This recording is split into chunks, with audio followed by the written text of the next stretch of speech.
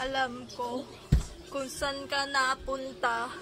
Hindi mo naman alam kung sino talaga ang buhay ngayon. Dala pinapangako mo sa akin na binibigay ka ng awa para sa'yo, hindi naman sapat sa iyo na masaya. Nakaboring po dito. Gusto ko lang makasama na iyong biglaman na ito ang gusto niya sa akin. Hindi ko po alam kung sino naman talaga ako ay wala pa sa inyo.